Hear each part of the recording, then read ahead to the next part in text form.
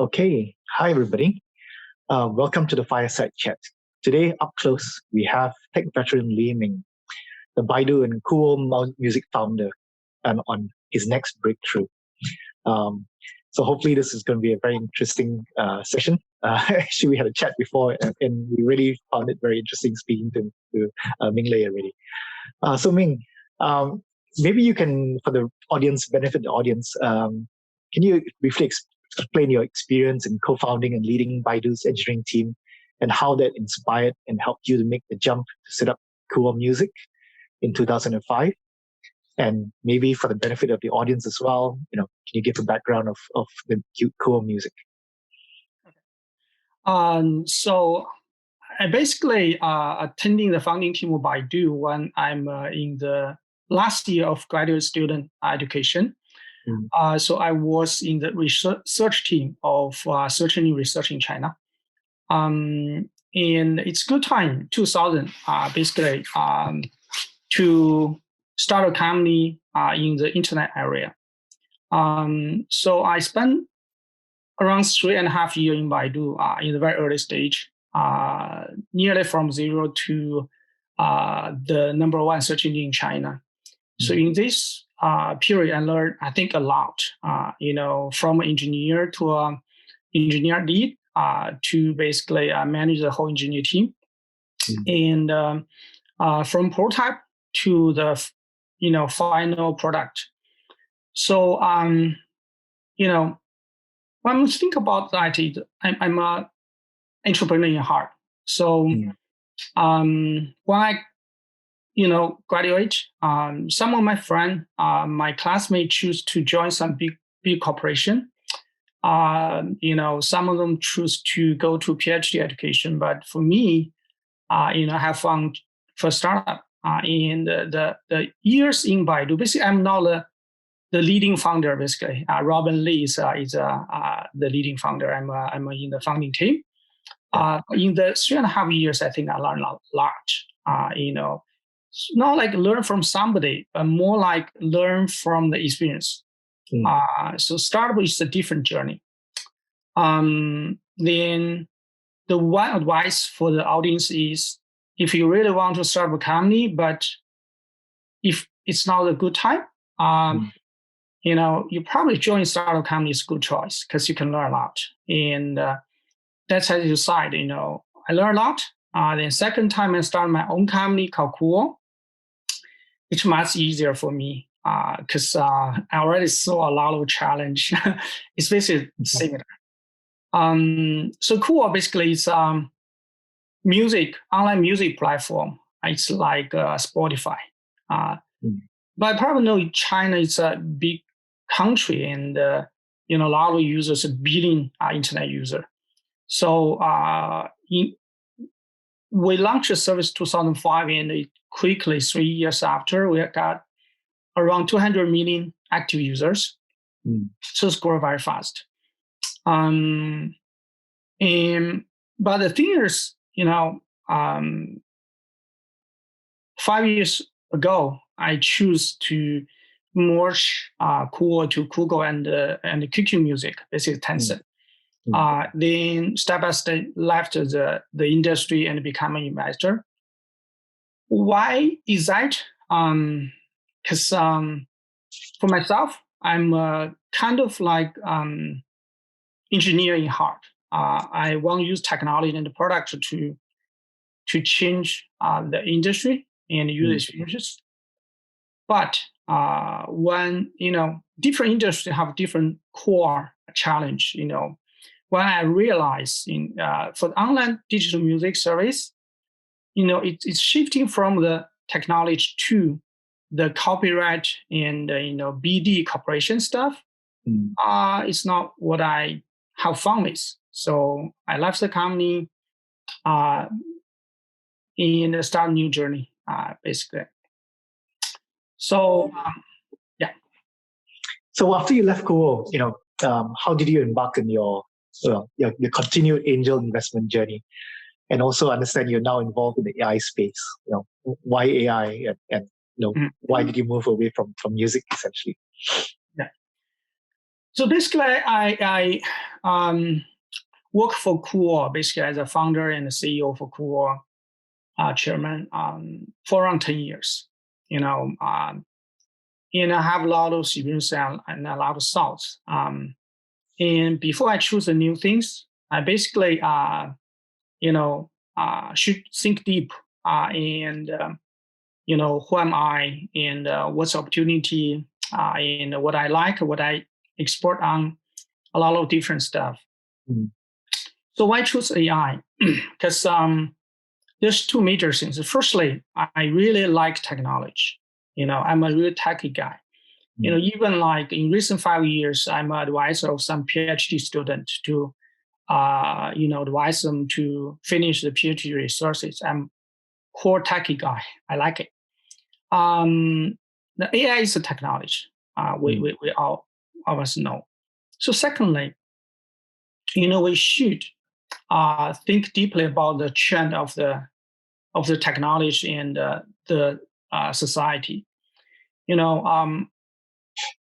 Today when we look back, 25 years ago, it's an industry. It's an internet age. From 1994, when the Mosaic and Netscape launched, it's really, started the new internet age. And, when we look back, last 25 years, we see all the innovations and, we probably can get the conclusion that, in terms of the social impact, value creation, I think internet and internet-related innovations accounting for more than half of the whole innovation in the whole world. So I think, when you make some choice, you should know the trend, you should know what's important. So it's making me think, around 7 years ago, probably, before I left KuWo, I'm thinking, well, what's next? It's already internet for like around 20 years at that time. What's a new wave?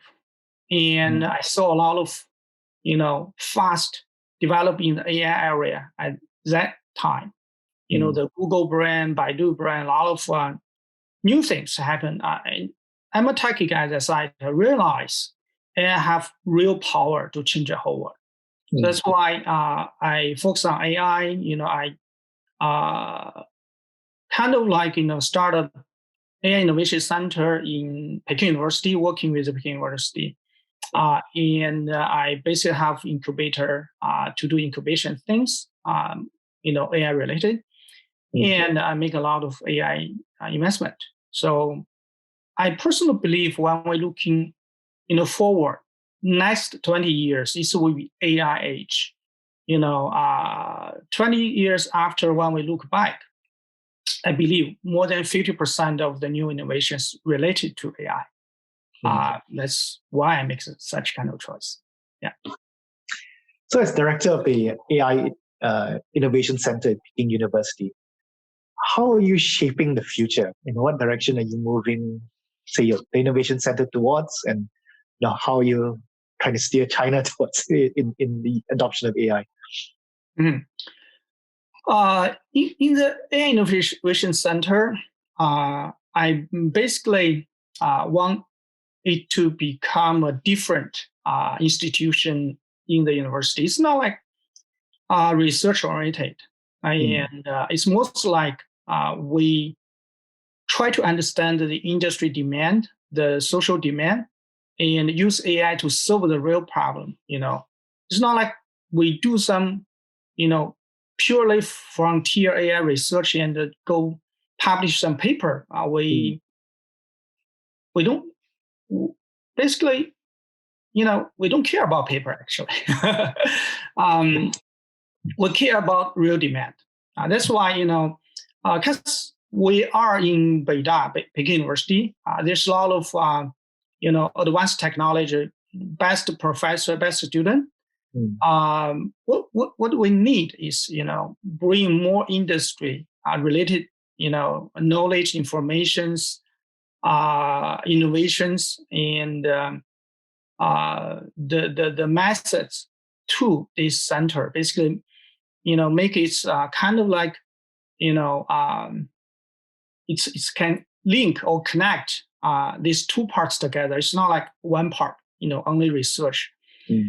So I bring a lot of industry leaders to the center, talk to the students and professors. We basically let students go to and have some experience in the companies to understand the demands. We have a lot of internal courses. Basically, for example, we have so far there's 4 major courses. One called how to understand demand. A lot of like universities talk about like product design. Basically, I think it's important. But for me, I made some trial. Firstly, we have a PM product management course, but I realized now like our student, if they really want to start with something, the real challenge for them is to understand what users demand. If we can choose the real demand, big demand, and we can learn all the other things in the practice. We do not need to learn it, before you start.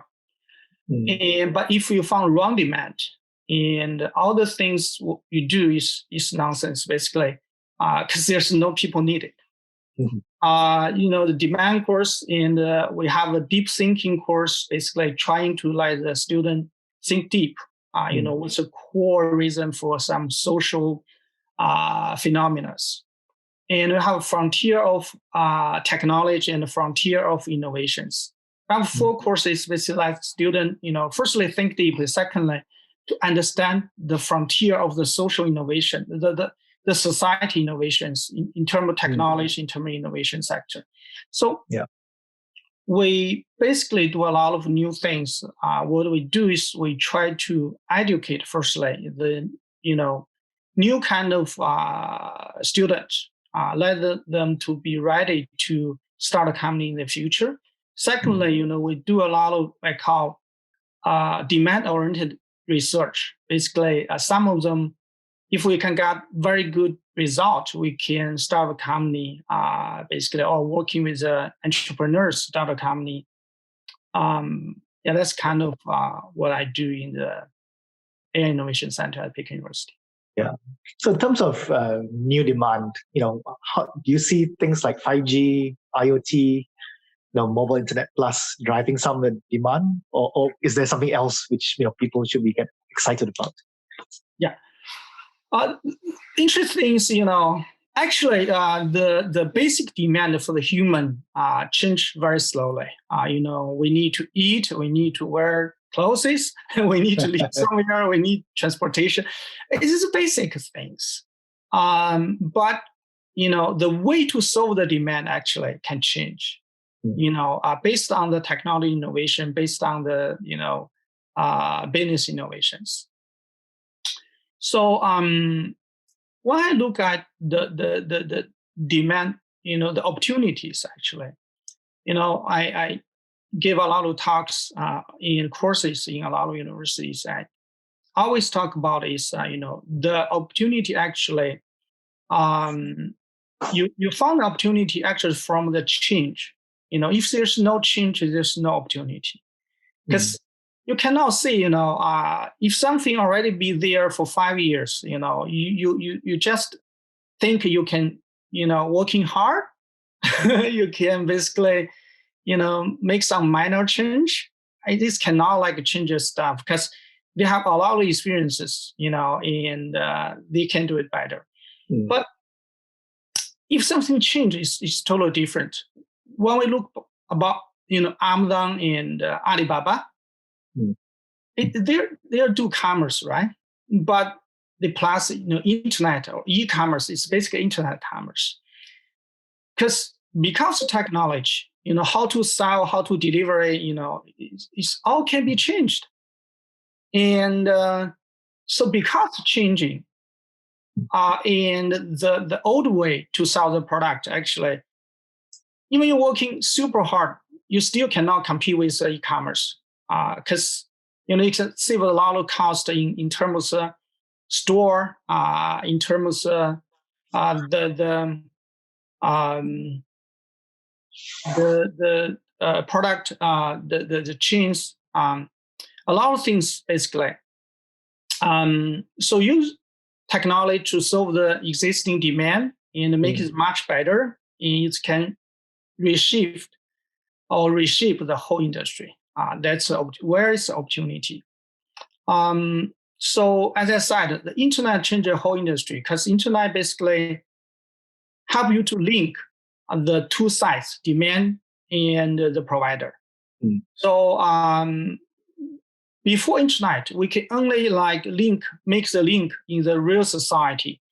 But with the internet, we can link online. It's much more efficiency. And then you can, you go to a supermarket, you can only see like 1,000 different stuff, several thousand. But you go online, you can see million. So it's different. Then, so that's as a side, the technology changed all this stuff. So when we're looking forward, as a slide, the 5G, IoT, it will change a lot of things. So from my side, I can see there's two IT-related technology that continue to reshape the whole society. Firstly, it's the internet. The mobile internet side, we go to 5G. It's basically super fast and low latency, low cost. These features can receive, can give us opportunity to make innovations. So, for example, now there's we call cloud gaming stuff. It's only because the bandwidth goes much faster. And IoT stuff, as I thought, it's not because of speed. It's more because of the cost, right? If we basically buy the SIM card to support IoT devices, it's basically costs you every month probably $10. You don't like it. If you have 10 stuff, you have $100 for the IoT, you don't like it. But when we can cut the price to $1 or like, 0.1$, people will buy it. So it will make everything connected to the internet. So a lot of times, not because of the technology, because there's already the technology. It's because of whether it's economically scalable. People do not have so much money to buy everything.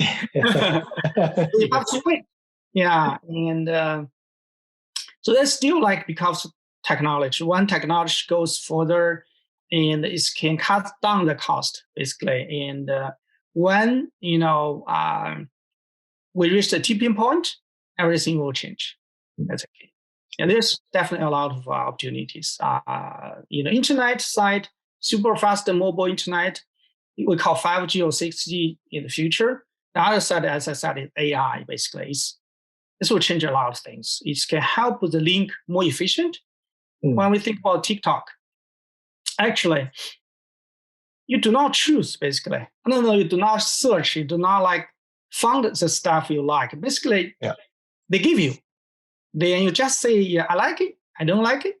Then the things will go better and better. So the background technology actually is AI. It's it's a super good recommendation engine. So the other side, basically, AI can basically increase the productivity and draw down the cost in terms of the service provider side. For example, the autonomous car. When we take a taxi, actually, the money we pay, more than half we pay for the drivers, actually. If the car can drive by themselves, and the price will going down. And that's kind of in the future. A lot of things will happen. And in terms of the provider side sector, provider side. So the service will become better and the cost will drawing down and people will like it. I believe AI can change nearly every industry in the whole economy. Yeah. So what do you see, going forward? We've seen, the Chinese startups grow very big domestically, starting to move out. Not everybody is having success. Where do you see the Chinese going? And then, what tips would you offer from Singapore side? International startups, should they focus on China? Is there a good angle in China market they can use, or should they look at Southeast Asia instead? Yeah. The thing here is, in terms of like startup in China, even in the U.S., United States, firstly they do the things, domestic market, then go to international market because the market big enough, and the same culture, same income, then it's make it easier to get the enough number of users basically to support the company to grow up. And after they success domestic, then they go abroad. It's basically the way they do. For example, the TikTok. Firstly, the very success in China is called Douyin. Then they launched a global version. Now there's a lot of same story. And but for the startup in Singapore, I think it should go different way because Singapore is a small country. We know that it's around 6 million, population. It's in China. It's not like big cities, probably like medium-sized cities, the populations. So when we do the startups in Singapore, a personal recommendation is that there's two ways because when we do the startups, one is to customer, the other is to business. To business sector, it's easier to expand because the business owner are smart. They basically use logic to make demand, to make decide. I have a lot of friends go startup in the United States, Chinese, basically the first generation, the first generation Chinese in the States. Basically means they are not born in the States. Nearly all the success startup actually they are doing is to business because they can show the good result for their product by the data. Then their customer buy it. But in terms of the to customer, you have to understand what customers think about, 2C side, to the individuals. And individuals basically do not, look at your data, your numbers. They trust by their feelings. They like is like, they don't like is don't like. So you have to deeply understand the culture, what they like. That's why when we see the internet innovations, the Asian basically have a big difference from the Western culture, like States and Europe. That makes China have nearly all the stuff locally. Sometimes, you think China probably because of protection. But when you look at the Korea and Japan, kind of local company is bigger too. So the culture side, if you use the same product to go to Asia, it's hard to win. So for startup in Singapore as a side, if you go to 2B side, you just make your things the best in the world, then you just sell it. You definitely can win the deal because you are best. If you are doing the to customer service, it will be a challenge if you only considering the market in Singapore. You have to consider bigger market. For example, the Southeast Asia. So it's big enough. But if think about doing something, a headquarters in Singapore, but the market in China, I think it's challenging. It's really challenging because China, big population, big user base. That's good. That's definitely right. But still, there's millions of entrepreneurs here. Any opportunities you can see, basically thousands of different, thousands of startups doing the same thing. For example, the online video age, 2005. So it's like thousands of video websites and thousands of e-commerce websites, thousands of a lot of things, Yes. like companies. So there's a big challenge here. And if you are not like really live here, talk to customer here, it's really not easy.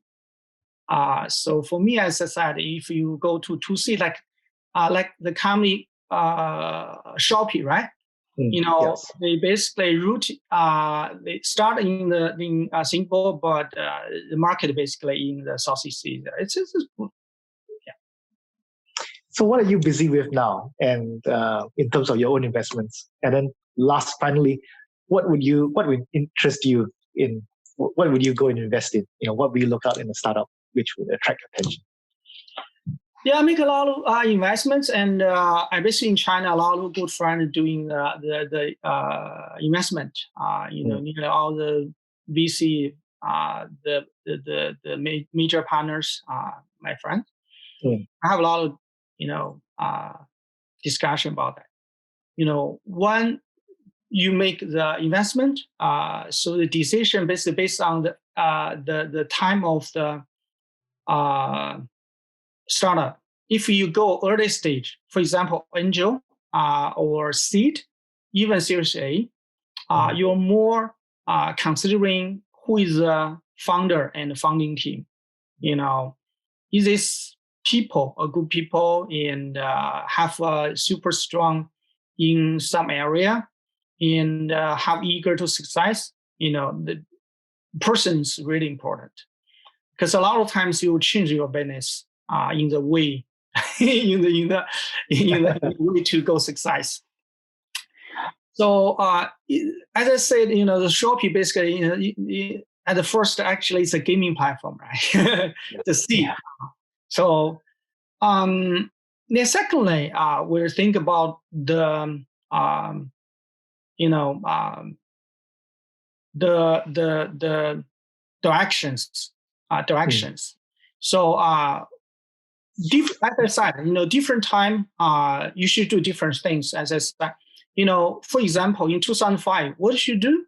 You should do the online media, because it's a the broadband, right? It's just like the whole society changed from the very slow internet connections to a broadband. So it makes the media can the experience to the online media basically going to unacceptable to better and better.